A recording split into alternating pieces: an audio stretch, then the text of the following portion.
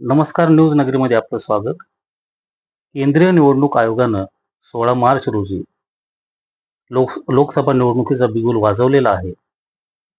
एकूण 7 टप्प्यामध्ये हे मतदान होणार असून नगर जिल्ह्याचा विचार करता जिल्ह्यातील अहमदनगर दक्षिण आणि शिर्डी या 2 लोकसभा मतदारसंघातील मतदान 4थ्या टप्प्यात अर्थात 13 मे रोजी पार पडणार आहे.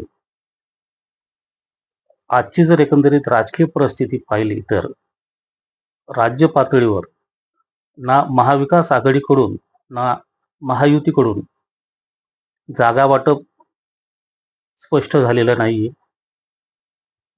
त्यामुळं जी उमेदवारांची अंतिम जी यादी असते ती अद्यापपर्यंत घोषित झालेली नाही. भारतीय जनता पक्षाने यात आघाडी घेतलेली दिसून येते.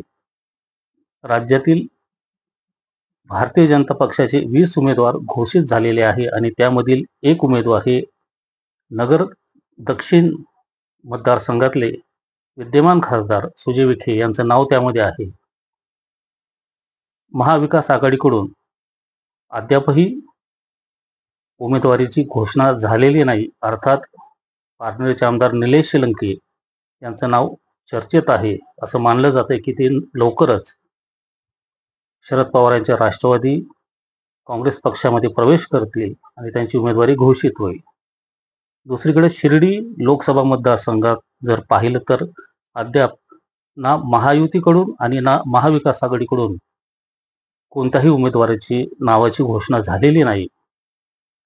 त्यातही माजी खासदार भाऊसाहेब वागचौरे यांचं नाव महाविकास आघाडीतील प्रमुख असलेल्या उद्धव बाळासाहेब ठाकरे यांच्या शिवसेना या पक्षाकडून येईल असं मानलं जातंय आणि ते त्या दृष्टीने प्रचारालाही लागलेत अशी परिस्थिती ग्राउंडवर दिसून येत आहे. मात्र या दोन्ही अहमदनगर दक्षिण आणि शिर्डी लोकसभा मतदारसंघात सध्याची राजकीय परिस्थिती पाहिली तर नगर दक्षिणेत सुजय विखे यांच्या समोर कोण प्रतिस्पर्धी असणार आणि शिर्डीमध्ये भाऊसाहेब वागचौरे जे माजी खासदार आहेत, 2009 साली त्यांनी RPIचे रामदास आठवले यांचा दणदणीत पराभव केला होता. असे भाऊसाहेब वागचौरे यांची उमेदवारी ग्राह्य मानली जाते. मात्र महायुतीकडून या ठिकाणी नेमका कोण उमेदवार असणार असा एक प्रश्न उभा त्याही ठिकाणी राहिलेला आहे. कारण शिर्डीचा विचार करता त्या ठिकाणी एकनाथ शिंदे यांच्या सोबत गेलेले शिवसेनेचे खासदार सदाशिव लोखंडे हे विद्यमान खासदार आहेत. मात्र त्यांच्याबद्दल एकंदरीतच महायुतीतून जे सर्वे केले गेलेले आहेत, विविध पातळ्यांवर जनमत चाचण्या घेतल्या गेलेल्या आहेत, या सर्वांमध्ये कुठेतरी सदाशिव लोखंडे यांच्याबद्दल नाराजीचा आणि मोठ्या नाराजीचा सूर असल्याचं बोललं जात आहे.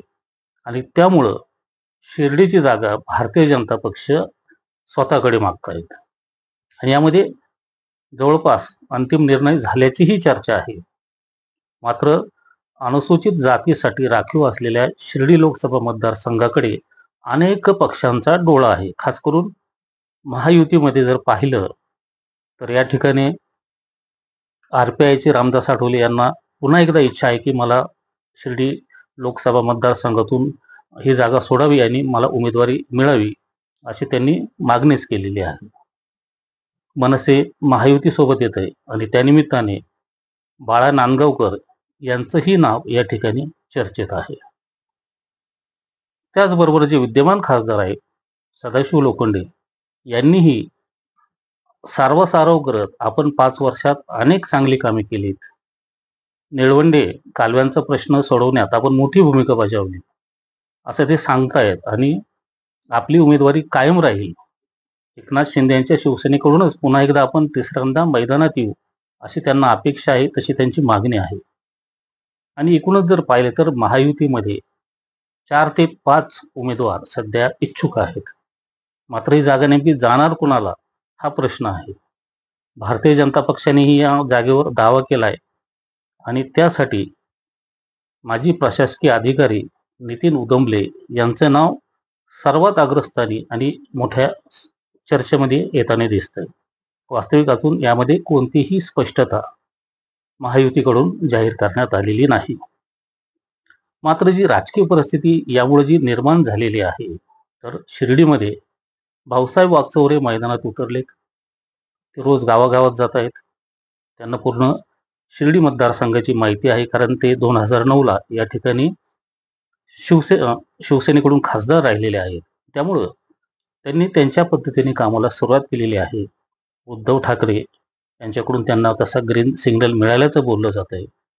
काही शिवसेनेचे जे वरिष्ठ नेते आहेत, जे नुकतेच शिर्डी परिसरात येऊन गेले, त्यांनीही भाऊसाहेब वागचौरे यांच्या बाबतीत सकारात्मकता दाखवत तेच उमेदवार असतील असे संकेत दिलेले आहेत. त्यामुळे भाऊसाहेब वागचौरे मैदानात नेमानं उतरलेले आहेत. मात्र त्यांना समोर उमेदवार कोण असणार, प्रतिस्पर्धी कोण असणार, याचाही अंदाज त्यांनाही अद्याप आलेला नाही. नेमकी ही जागा एकनाथ शिंदे यांच्या शिवसेनेकडेच राहणार आणि पुन्हा एकदा सदाशिव लोखंडे या ठिकाणी उमेदवार असणार, की जागा जरी एकनाथ शिंदे यांच्याकडे राहिली तरी ते उमेदवार बदलणार का? जागा RPI कडे गेली तर रामदास आठवले पुन्हा या ठिकाणी दिसणार का 2009 प्रमाणे? बाळा नांदगावकर या ठिकाणून इच्छुक आहेत का? मनसेने 2 जागा मागितलेल्या आहेत. त्यातली एक जागा शिर्डीची असू शकते, पण तशी ती जागा शिर्डीची असेल अद्याप हे स्पष्ट नाही. त्यामुळे बाळा नांदगावकर यांचं नाव चर्चेत असलं तर ते अजून अंतिम व्हायचं. आणि मुख्य म्हणजे भारतीय जनता पक्ष या बाबतीत जर जागा आपल्याकडं त्यांनी जर खेचून आणली असेल तर ते कोण उमेदवार देणार? नितीन उदमले यांचं नाव जरी चर्चेत असलं तरी भारतीय जनता पक्ष धक्कातंत्राचा काही वापर करेल का? नितीन उदमले यांच्या बाबतीत असं म्हटलं जाते की त्यांची एक स्वच्छ प्रतिमा आहे. ते भारतीय जनता पक्षाच्या किसान मोर्चाचे प्रदेश उपाध्यक्ष आहेत. विश्वकर्मा योजना जी पंतप्रधानांचा जो संकल्प आहे त्या योजनेचा त्यांनी प्रसार गावोगावी केलेला, अनेक तालुक्यात त्यांनी कार्यक्रम घेतलेत. आणि समोर जर भाऊसाहेब वागचौरे एक प्रशासकीय अधिकारी उच्च शिक्षित असेल तर भारतीय जनता पक्ष ही उच्च शिक्षित आणि प्रशासकीय अधिकारी राहिलेल्या आणि स्वच्छ प्रतिमा असलेल्या, त्याचबरोबर संघ आणि देवेंद्र फडणवीस यांच्या जवळ असणारे नितीन उदमले यांना उमेदवारी देऊ शकतं. पण नेमकं हे चित्र स्पष्ट नाही. त्यामुळं भाऊसाहेब वागचौरे आज कन्फ्यूज आहेत की माझा प्रतिस्पर्धी कोण. हीच परिस्थिती नगर दक्षिणेमध्ये आहे. भारतीय जनता पक्षाने विद्यमान खासदार डॉक्टर सुजय विखे पाटील यांची उमेदवारी घोषित केली. प्रचारपूर्व तयारी आढावा बैठक नुकतीच पार पडली. राम शिंदेंसह या भागातील जे आमदार आहेत, बबनराव पाचपुते, मोनिकाताई राजळे आदी सर्व पदाधिकारी या निमित्ताने उपस्थित होते. असं बोललं जाते की सुजय विखे यांच्याबद्दल काही नाराजी आहे का? मात्र या आढावा बैठकीत एकूणच जे चित्र दिसलं तर या सर्वांनी, पक्षाच्या पदाधिकाऱ्यांनी, आमदारांनी सुजय विखे यांना मिळालेली उमेदवारीचं स्वागत करत त्यांना शुभेच्छा देत पुन्हा एकदा निवडून आणण्याचा पण या ठिकाणी व्यक्त केलेला आहे. राम शिंदे जरी नाराज असले तरी त्याच दिवशी त्यांनीही पक्षाने ज्यावेळेस निर्णय उमेदवारी देण्याचा घेतला सुजय विखेंसाठी, त्यानंतर त्याचं मी स्वागत केलेलं आहे आणि त्यांना शुभेच्छा दिलेल्या आहे. प्रचारात मी सहभागी पूर्ण ताकदीनिशी होणार आहे असं सांगितलं. त्याच दिवशी दुपारी काही वेळातच पालकमंत्री आमदार राधाकृष्ण विखे यांनीही राम शिंदे यांच्या घरी जाऊन कुठेतरी त्यांची नाराजी असेल तर ती दूर करण्याचा प्रयत्न केल्याचं दिसून येते. सुजय विखे आता उमेदवारी घोषित झालेली आहे. पक्षाने निवडणुकीची तयारी केलेली आहे आणि आता मैदानात ते उतरलेले आहेत. पण त्यांच्या समोरही प्रतिस्पर्धी उमेदवार कोण हा प्रश्न आहे. आमदार निलेश लंके यांचं नाव प्रचंड मोठ्या पद्धतीने चर्चेत आहे की ते या ठिकाणाहून राष्ट्रवादी काँग्रेस, शरद पवार यांच्या राष्ट्रवादी काँग्रेसमध्ये प्रवेश करणार आणि ते उमेदवार आघाडीकडून असणार. मात्र स्वतः निलेश लंके यावर कोणतेही स्पष्ट वक्तव्य करताना दिसून येत नाहीत.